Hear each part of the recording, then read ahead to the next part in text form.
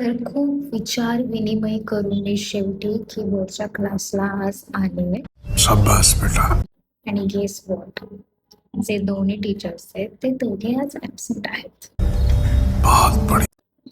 आणि जे इथे स्टाफ मेंबर आहेत ते मला म्हणतात की मॅम जर तुम्हाला येतं त्याची प्रॅक्टिस करा, आणि मला तर काहीच येत नाहीये. तर मला जे येतं वाजवता ते आता मी तुम्हाला वाजवून दाखवते. तर आता मी आधीच सारे ग म प ध नि सा आणि सा नी ध प वगैरे असं करणार आहे.